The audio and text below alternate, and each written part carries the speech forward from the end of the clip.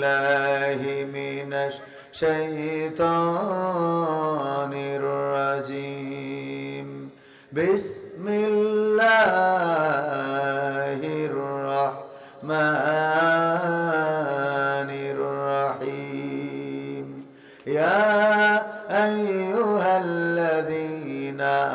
আমানু লিমা তাকুলুনা মা লা তাফআলুন কাবুরা মাকতান ইনদাল্লাহি আন তাকুলু মা লা তাফআলুন وقال الله تعالى في شان حبيبي إن الله وملائكته يصلون على النبي يا أيها الذين آمنوا صلوا عليه وسلموا تسليما اللهم صل على سيدنا مولانا محمد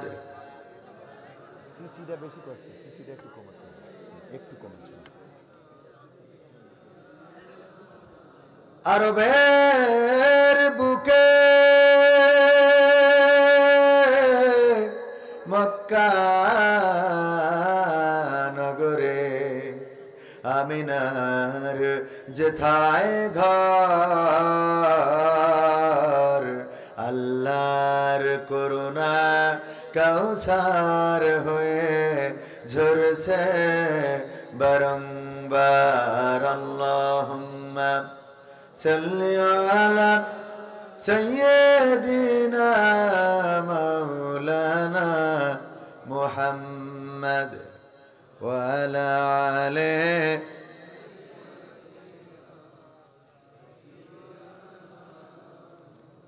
আপন আপন বলিস কারে কেউ তো আপন হয় না আপন আপন বলিস কারে কেউ তো আপন হয় না স্বার্থ ছাড়া এই ভুবনে আপন তো কেউ রহে না স্বার্থ ছাড়া এই ভুবনে আপন তো কেউ রহে না আপন আপন বলিস কারে কেউ তো আপন হয় না আপন আপন বলিস কারে কেউ তো আপন হয় না স্বার্থ ছাড়া এই ভুবনে আপন তো কেউ রহে না স্বার্থ ছাড়া এই ভুবনে আপন তো কেউ রহে না চোখ বুঝিয়া ভাবর মন কে তোর আপন জন ভালোবাসা পাওয়ার জন্যে আছে কি কারণ চোখ বুঝিয়া ভাব মানুষ কে তোমার আপন জন ভালোবাসা পাওয়ার জন্যে আছে কি কারণ চোখের আড়াল হয়ে দেখিস চোখের আড়াল হলে দেখিস তোর কথা কেউ কয় না স্বার্থ ছাড়া এই ভুবনে আপন তো কেউ রহে না স্বার্থ ছাড়া এই ভুবনে আপন তো কেউ রহে না কার জন্যে তোর ভালোবাসা টাকা ঘরার বাড়ি মরার পরে কবরেতে রাখবে তাড়াতাড়ি ঠিক তো ঠিক না কার জন্যে এই ভালোবাসা টাকা ঘরার বাড়ি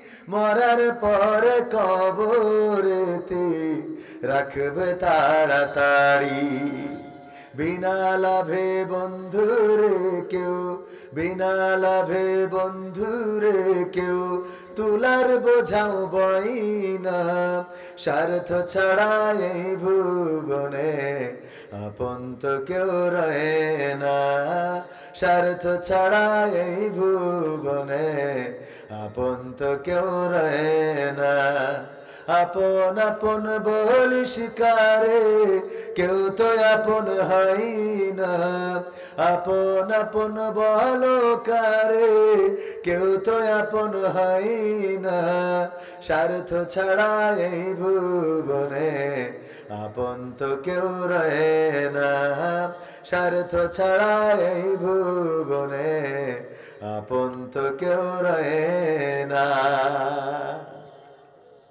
কথা কয় না ঠিক না বে ঠিক স্বার্থ ছাড়া কেউ আপন থাকে সাবেক প্রধানমন্ত্রী জননেত্রী শেখ হাসিনা অনেকের ভালোবাসার মানুষ ছিল যার নামে সংসদে গান গাইতো যার নামে কাউন্সিলে উপজেলায় জেলায় কত রকম ভাষণ কত রকম কথা কত রকম তেলবাজি করেছি আর যেই এই দেশ ছেড়ে ইন্ডিয়ায় চলে গেল এখন আর আল্লাহর ওলিদের পাওয়া যায় না ঠিক না বেঠে তার মানে স্বার্থ যতদিন ছিল ততদিন আওয়ামী লীগ ছিল যেই স্বার্থ নাই তখন এই নেতারও দেখা নাই আগে ছিল নায়ক এখন হয়েছে সমন্বয়ক কি আমিরুল ভাই কথা ঠিক তো আগে ছিল নায়ক এখন হয়েছে সমন্বয়ক স্বার্থ আবার যদি কোনোভাবে আওয়ামী লীগ ঘুরে দাঁড়ায় গো তাইলে দেখা যাবে আল্লাহর ওলিরা আবার কি করতে পারে না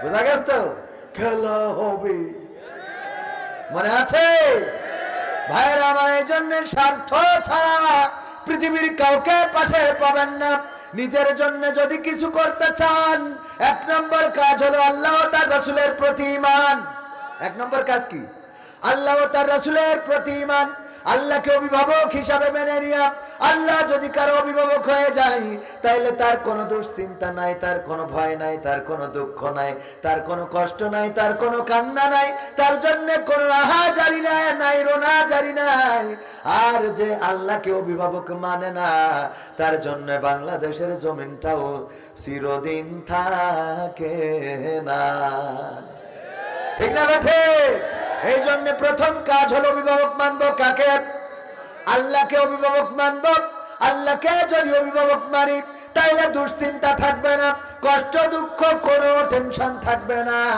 আর যদি আল্লাহকে অভিভাবক না মানতে পারেন তাইলে বিপদ আপদে দাদার দেশে ছাড়া নিজের দেশেও জায়গা হবে না ঠিক না বেঠে কারণ ভয় করবেন আমাদের তো অভিভাবক নাই কে আমাদের রক্ষা করবেন আর যারা আল্লাহকে অভিভাবক মানে তারা জানে জেলখানায় গেলেও আল্লাহ আছে না নাই জেলখানায় আল্লাহ থাকে না রিমান্ডে গেলেও আল্লাহ আছে না নাই রাতের অন্ধকারে আল্লাহ আছে না নাই দিনের আলোতে আল্লাহ আছে না নাই ফাঁসির কাষ্টেও যদি জান আল্লাহ আছে না নাই সব জায়গায় আল্লাহ আছে আর যারা আল্লাহকে অভিভাবক মানতে পারে না যারা আল্লাহকে অভিভাবক মানে না তারা চিন্তা করে এতদিন আমি এমপি সাহেবের লেসপেন্সার ছিলাম এতদিন আমি এমপি সাহেবের তেলবাজি করেছি আজ তো এমপিও নাই রে আমারও খাওয়া নাই ঠিক না বেঠে কারণ ওর অভিভাবক ছিল কে এমপি কে ওর অভিভাবক ছিল এমপি ওর অভিভাবক ছিল মন্ত্রী ওর অভিভাবক ছিল সংসদ সদস্য ওর অভিভাবক ছিল চেয়ারম্যান ওর অভিভাবক ছিল মেম্বার ওর অভিভাবক ছিল নেতা ওর অভিভাবক ছিল সেতাব ওর অভিভাবক ছিল খেতাব এইগুলো যখন থাকে না তখন আর তারও দেখা মেলে না রে ঠিক তো একবার বুঝাইলেই বুঝবেন একটু সহজ করে দিই আমার ভাইজান গরু পুষেছে কি গরু পুষা বোঝেন তো ফরিদপুর পাংশা রাজবাড়ি বেশি দূরে না যশোরের মানুষের কথা ভালোভাবে বুঝতে পারবেন অসুস্থ মানুষ হয়তো একটু যাওয়া লাগবে পানি পড়তে তো বেকায়দা অবস্থা অসুবিধা নেই ঠিক হয়ে যাবেন আস্তে করে একটু যদি কষ্ট হয় মুরব্বী মানুষদের এই যে সভাপতি বানায় বসায় রাখে হইলে আজাব কাটায় না ঠিক না বে ঠিক নড়তেও পারে না চড়তেও পারে না আর সভাপতি যদি আওয়ামী লীগের হয় তাও তো ডবল আজাব কারণ যত হুজুর আসুক যত ভালো কথা কাকো কাটি মারবে ঠিক না বে ঠিক কোথায় গেল এমপিরা সব, কোথায় গেল মন্ত্রীরা সব, কোথায় কাদের কাকা, তাদের ছাড়া দেশটা এখন লাগে ফাঁকা ফাঁকা। ঠিক না বেঠে? কোথায় গেল এমপিরা সব, কোথায় গেল মন্ত্রীরা সব, কোথায় গেল নেতারা সব, কোথায় গেল খেতারা সব, কোথায় কাদের কাকা, তাদের ছাড়া দেশটা এখন লাগে ফাঁকা ফাঁকা, ওদের ছাড়া দেশটা এখন লাগে ফাঁকা। পালাবো না, পালাবে না, পালাবে না, যাই না তবু দেখা, পালাবে না, পালাবে না, যাই না তবু দেখা, তাদের ছাড়া দেশটা এখন লাগে ফাঁকা ফাঁকা, ওদের ছাড়া দেশটা এখন লাগে ফাঁকা ফাঁকা। আইন মন্ত্রী আটকে গেল আইনেরই ফাঁকে, দাড়ি ছাড়া দরবেশের ভণ্ড ভণ্ড লাগে। আইন মন্ত্রী আটকে গেল আইনেরই ফাঁকে, দাড়ি ছাড়া দরবেশের ভণ্ড ভণ্ড লাগে। শুনছি কত নেতা নেত্রী খাইতেছে ভাই ডান্ডা, বিচারপতি কালামানিকের ফাটিয়েছে আন্ডা। পলকের ঝলক গেল, পলকের ঝলক গেল থামিয়ে নেটের চাকা, তাদের ছাড়া দেশটা এখন লাগে ফাঁকা ফাঁকা, ওদের ছাড়া দেশটা এখন লাগে ফাঁকা ফাঁকা। কই গেল সেই সংসদেতে মমতাজের গান, কোথায় গেল হযরত বলা শামীম ওসমান। খেলা হবে, মনে আছে তো? কই গেল সেই সংসদেতে মমতাজের গান, কোথায় গেল হযরত বলা শামীম ওসমান। ইনু মেনন্দি পুমনি আছে কারাগারে, বাপ করিলেও পাপ কখনো ছাড়ে কি আর তারে। কোথায় গেল স্পিকারের, কোথায় গেল স্পিকারের দৃষ্টি আঁকা বাঁকা, ওদের ছাড়া দেশটা এখন লাগে ফাঁকা ফাঁকা। ঠিক না বেঠে? কোথায় গেল আরাফাত আর ব্যারিস্টার সুমন, কথা বলার সময় তারা করে নিয়োজন। মুরগি কবির খাইছে ধরা, জাফর কোথায় আছে, গোপনে কি সেও গেল মোদি দাদুর কাছে। কোথায় গেল সালামের, কোথায় গেল সালামের কাড়ি কাড়ি টাকা, তাদের ছাড়া দেশটা এখন লাগে ফাঁকা ফাঁকা, ওদের ছাড়া দেশটা এখন লাগে ফাঁকা। লাগে না? লাগে না? এখন ফাঁকা ফাঁকা লাগে। আমরা বড়ই মিস করি তাদেরকে যারা টেলিভিশনে বলতো 41 সালের আগে আমরা কোথাও যাব না, যারা বলতো 41 সালের আগে কেউ ক্ষমতা নিতে পারবে না। মানুষ বাঁচে কয়দিন? 16 বছর তো চলেই গেল, আর বাঁচে কয়দিন মনে আছে না? নয়, মানুষ বাঁচে কয়দিন? 16 বছর তো হয়েই গেল। ঠিক না বেঠে? ওগো আমার ভাইরা, এই কথার কেন বললাম? আমার আওয়ামী লীগের সাথে দ্বন্দ্ব নাই, বিএনপির সাথে দ্বন্দ্ব নাই, জামাতের সাথে দ্বন্দ্ব নাই, হেফাজতের সাথে দ্বন্দ্ব নাই, চরমনার সাথে দ্বন্দ্ব নাই। আমার দ্বন্দ্ব হলো আল্লাহর বিরুদ্ধে যারা যাবে, কোরআনের বিরুদ্ধে যারা যাবে, যদি আমার আব্বাও হয় তার সাথে আমি আপোষ করতে পারবো। করা যাবে? করবেন কে কে? হাত উঁচু করেন। ওরে খুদা রে, এরা সব আপোষ করবে। হ্যাঁ, ঝুলি কয় আছে? ঝুলি কয় আছে? আমার প্রায় জায়গায় বলি যে হাত উঁচা করার সময় একটু বুঝে শুনে করবেন, কারণ একবার আমার সাইদুল ভাই, সাইদুল ইসলাম সাইদ ভাই, শেখ শেখ শেখ পরিবারের লোক বলো, শেখ পরিবারের লোক, শেখ সাইদুল ইসলাম সাইদ ভাই টাকা কালেকশন করতেছে। বাবারা 50,000 টাকা কে দিবা? দোয়া করে দেবো তোমাদের মা বাপ দাদা দাদি নানা নানি যেন জান্নাতে থাকতে পারে, যেন দোতলা জান্নাত পায়। দোয়া করে দেবো। কে দিবা? কে দিবা গো? বলো দেখি, একজন হাত উঁচু করো গো। বাবা, তোমাদের কি কারো মা বাবা কেউ মরে নাই? কত সুন্দর করে ওয়াজ করে না, কেউ রাজি হয় না, রাজি হয় না, রাজি হয় না। হুজুরির হয়ে গেছে রাগ, এতক্ষণ ধরে বললাম, কেউ তো রাজি হলো না। এবার মিজাজটা খারাপ হয়ে গেছে, বলছে 50,000 টাকা দেওয়ার মতো কি একজনও নেই? হাত উঁচু করেন। তো একজনই মানে এরকম আছে না কিছু, ওয়াজ শুনতে এসে ঘুম, তো ও খালি শুনে হাত উঁচু করেন, মানে ঘুমেতে উঠেই অমনি হাত উঁচু করে বসে আছে। বলছে নাম কি? আমার নাম আমিরুল ইসলাম।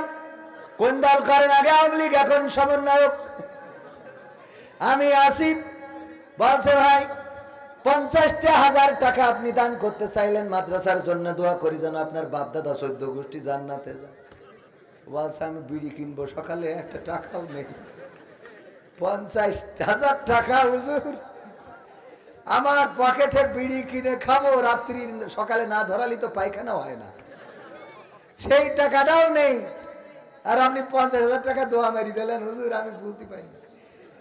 ও তো বলার কিছু নেই, দোয়া নিয়ে বাড়ি যেয়ে চিন্তা করছে আল্লাহ 50,000 টাকা তো দূরের কথা, 5টা টাকাও নাই, কি করব?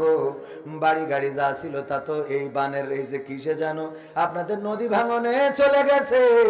এলাকার যে হুজুর মাদ্রাসার মুহতামিম অথবা আল্লাহর ওলির কাছে এসেছে, হুজুর গো আমি ঘুমায় পড়িলাম, হঠাৎ করে দেখি হুজুর বলছে হাত উঁচু করেন, কিন্তু এর আগে বলেছে 50,000 টাকা কিনা দেবেন, হাত উঁচু করেন। আমি তো ওই টাইমে ঘুমাইছিলাম, খালি হাত উঁচু করেন শুনেছি, আর আমি হাত উঁচু করে আমার জন্য দোয়া করেছে মা বাপ দাদা 14 গোষ্ঠী যেন জান্নাতে যায়। এখন আমার টাকা দেওয়ার মতো টাকা নাই, বলেন দেখি হুজুর আমার মা বাবা দাদার কি আবার জান্নাত থেকে বের করে আনবে? ভয় আছে না নাই? এই জন্য হাত উঁচু করার সময় বুঝে শুনে করার দরকার আছে না নাই? বুঝে শুনে করবো তো, মনে থাকবে ইনশাআল্লাহ।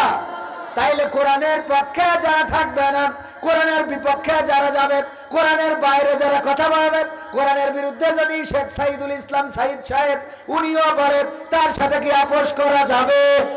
যাবে? করবো কিনা কিনা হাত উঁচু করেন। হ্যাঁ, এইবার শিক্ষিত হয়ে গেল, মানে ভালো করে বুঝাইলে বোঝে। আল্লাহ, তাইলে কি আর একটু সামনের দিকে যাবো ইনশাআল্লাহ? থাকা যাবে? যাবে ইনশাআল্লাহ। আমি এই থানাতে প্রথম মনে হয়, আমি পাংশায় জীবনে আসি নাই, রাজবাড়িতে আসছি। কোন জায়গায়? বসা কুষ্টিয়া, ওইটা পাংশার মধ্যে। ও তাহলে একবার আইছি মনে হয়। আমি মনে করছি বসা কুষ্টিয়া মানে কুষ্টিয়ায় বসে থাকতে হয়, তো ওইটা যে পাংশার মধ্যে বসা তা বুঝিনি। তাইলে অসুবিধা নেই, এটা তাহলে দ্বিতীয়তম। কততম? আবারও ভবিষ্যতে আসবো, তবে এবছর আর খুঁজে লাভ নেই, আগামী বছর এবছর আর খেলা হবে না, এবছর আর খেলা মনে থাকবে ইনশাআল্লাহ।